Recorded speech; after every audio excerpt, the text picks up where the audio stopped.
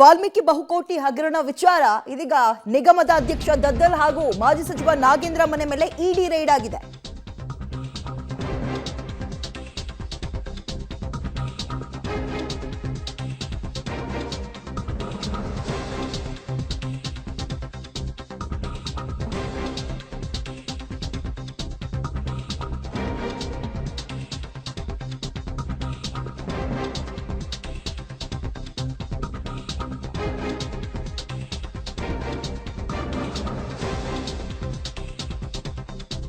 ಮಾಜಿ ಮಂತ್ರಿ ನಾಗೇಂದ್ರ ಮತ್ತು ದದ್ದಲ್ ಮನೆ ಮೇಲೆ ಇಡಿ ರೈಡ್ ಮಾಡಿದ್ದು ಮಾಜಿ ಸಚಿವ ನಾಗೇಂದ್ರ ಅವರನ್ನ ವಶಕ್ಕೆ ಪಡೆದಿದೆ ಇಡಿ.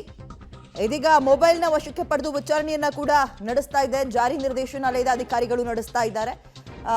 ಮೊಬೈಲ್ ಅನ್ನ ವಶಕ್ಕೆ ಪಡೆದು ವಿಚಾರಣೆಯನ್ನ ನಡೆಸ್ತಾ ಇದ್ದು ಬೆಳಗ್ಗೆ 7:30ರಿಂದಲೇ ದಾಳಿಯನ್ನ ನಡೆಸಿ ವಿಚಾರಣೆಗೆ ಒಳಪಡಿಸಿದ್ದಾರೆ ಮಾಜಿ ಸಚಿವ ನಾಗೇಂದ್ರ ಅವರನ್ನ. ತನಿಖೆಗೆ ನಾಗೇಂದ್ರ ಅವರು ಸಹಕಾರವನ್ನ ತೋರಿಸ್ತಿಲ್ಲ ಅನ್ನುವಂಥದ್ದು ಮೇಲ್ನೋಟಕ್ಕೆ ಕಂಡು ಬರ್ತಾ ಇದೆ. ವಾಲ್ಮೀಕಿ ಅಭಿವೃದ್ಧಿ ನಿಗಮದಲ್ಲಿ ಬಹುಕೋಟಿ ಅಕ್ರಮ ಪ್ರಕರಣಕ್ಕೆ ಸಂಬಂಧಪಟ್ಟಂತೆ ಈ ಒಂದು ನಿಗಮದ ಅಧ್ಯಕ್ಷರು ಮತ್ತು ಈ ಪ್ರಕರಣದಲ್ಲಿ ಇದೀಗ ಮಾಜಿ ಸಚಿವ ನಾಗೇಂದ್ರ ಅವರಿಬ್ಬರು ಮನೆ ಮೇಲೂ ಕೂಡ ರೈಡ್ ಮಾಡಿದ್ರು. ನಾಗೇಂದ್ರ ಅವರ ಮೊಬೈಲ್ನ ಕೂಡ ವಶಕ್ಕೆ ಪಡೆದು ಇಡಿ ಅಧಿಕಾರಿಗಳು ಮನೆಗೆ ಹೋದಂತಹ ಸಂದರ್ಭದಲ್ಲಿ ಸಾಮಾನ್ಯ ಅವರೊಬ್ಬರದಲ್ಲ ಎಲ್ಲ ಮನೆಯಲ್ಲಿರೋರು ಎಲ್ಲರ ಮೊಬೈಲ್ನು ಕೂಡ ವಶಕ್ಕೆ ಪಡೆದುಕೊಳ್ತಾರೆ. ಕೆಲವೊಂದು ಡಾಕ್ಯುಮೆಂಟ್ಸ್ಗಳು ಸಿಕ್ಕಿದಂತಹ ಸಂದರ್ಭದಲ್ಲಿ ಪ್ರಶ್ನೆಗಳನ್ನು ಕೂಡ ಮಾಡ್ತಾರೆ. ಅದನ್ನು ಮಾಡಿದಂತಹ ವಿಚಾರಕ್ಕೆ ಸಂಬಂಧಪಟ್ಟಂತೆ ಇವರು ಸಹಕಾರವನ್ನು ತೋರಿಸ್ತಾ ಇಲ್ಲ ಆರಂಭದಲ್ಲೆನ್ನೋ ಮಾಹಿತಿ ಇದೆ.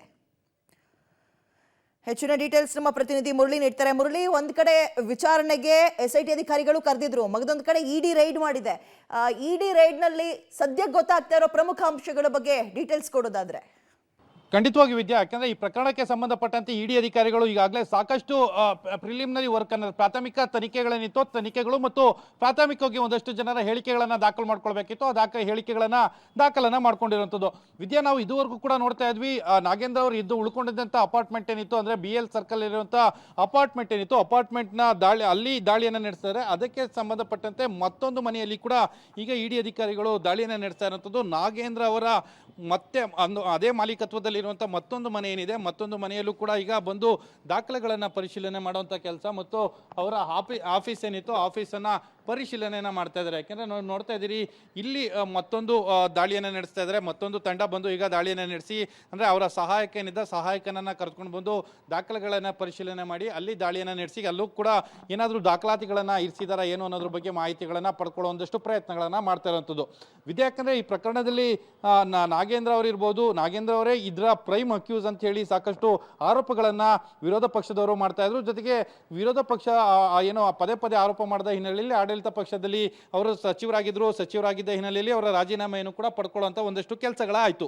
ಆದರೆ ನಾಗೇಂದ್ರ ಅವರನ್ನ ಬಂಧನಕ್ಕೊಳಪಡಿಸುವಂಥದ್ದಾಗಲಿ ಮತ್ತು ಅವರನ್ನು ಕರೆದು ವಿಚಾರಣೆ ಮಾಡುವಂಥದ್ದಾಗಲಿ ಯಾವುದು ಕೂಡ SIT ಅಧಿಕಾರಿಗಳು ಮಾಡಿರಲಿಲ್ಲ ನೆನೆಯ ತನಕ. ಅಂದರೆ SIT ಅಧಿಕಾರಿಗಳು ನೆನ್ನೆ ಅಷ್ಟೇ ಅವರನ್ನ ಕರೆದು ವಿಚಾರಣೆಗೊಳಪಡಿಸಿ ಒಂದಷ್ಟು ಮಾಹಿತಿಗಳನ್ನು ಪಡ್ಕೊಂಡು ಮತ್ತೆ ಇವತ್ತು SIT ವಿಚಾರಣೆಗೆ ಬರಬೇಕು ಅಂತೇಳಿ ಒಂದು ನೋಟಿಸನ್ನು ಕೊಟ್ಟಿದ್ರು. ಅದ್ರ ಜೊತೆ ಇವತ್ತು ನೋಟಿಸ್ಗೆ ವಿಚಾರಣೆಗೆ ಹಾಜರಾಗ್ತಾರೆ ಅನ್ನೋದ್ರ ಬಗ್ಗೆ ಸ್ಪಷ್ಟನೆಗಳು ಮತ್ತು ಅವರು ಬೆಂಗಳೂರಿನಲ್ಲೇ ಉಳ್ಕೊಂಡಿದ್ದಾರೆ ಅನ್ನೋದ್ರ ಬಗ್ಗೆ ಸ್ಪಷ್ಟನೆಗಳು ಯಾವಾಗ ಇಡಿ ಅಧಿಕಾರಿಗಳಿಗೆ ಸಿಕ್ತೋ ಇಡಿ ಅಧಿಕಾರಿಗಳು ಸಿಕ್ಕಿದ ಬಳಿಕ ತಕ್ಷಣವೇ ಇವತ್ತು ಬೆಳ್ಳಂಬೆಳಗ್ಗೆ 7:05 ದಾಳಿಯನ್ನು ನಡೆಸಿರುವಂಥದ್ದು. ದಾಳಿಯನ್ನು ನಡೆಸಿದ ಸಂದರ್ಭದಲ್ಲಿ ಅಂದರೆ ನಾಗೇಂದ್ರ ಅವ್ರಿಗೆ ಈ ಬಗ್ಗೆ ಮೊದಲೇ ಅರಿವಿತ್ತು. CBI ಮತ್ತು ಇಡಿ ಅಧಿಕಾರಿಗಳು ದಾಳಿಯನ್ನು ಯಾವ ಕಾಲದಲ್ಲಾದರೂ ಮಾಡಲೇಬಹುದು ಅನ್ನೋದ್ರ ಬಗ್ಗೆ ಒಂದು ನಿರೀಕ್ಷೆಗಳಿತ್ತು.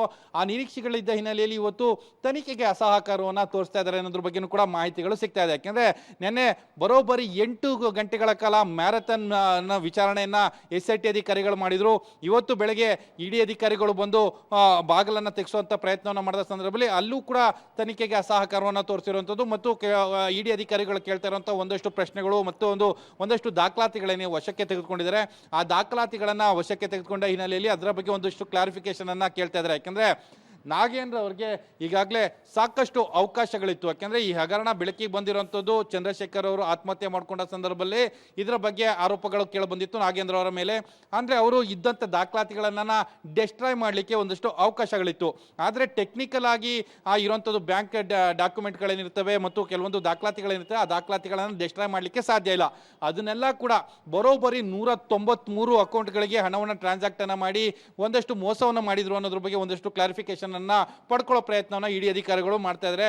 ಸದ್ಯಕ್ಕೆ ಇಡಿ ಅಧಿಕಾರಿಗಳ ತನಿಖೆಗೆ ನಾಗೇಂದ್ರ ಅವರು ಅಸಹಕಾರವನ್ನ ತೋರಿಸ್ತಾ ಇದ್ದಾರೆ. ಮತ್ತೆ Yes. ಆ ಬಗ್ಗೆ ಒಂದಷ್ಟು ತನಿಖೆಯನ್ನ ಮಾಡಿದ ಬಳಿಕ ಇದೇ ರೀತಿಯಲ್ಲಿ ಅಸಹಕಾರವನ್ನ ಮುಂದುವರಿಸಿದ್ರೆ ಅವರನ್ನ ಬಂಧನಕ್ಕೆ ಒಳಪಡಿಸುವಂತ ಸಾಧ್ಯತೆಗಳು ಕೂಡ ಹೆಚ್ಚಾಗಿರುವಂತದ್ದು. ವಿದ್ಯಾ.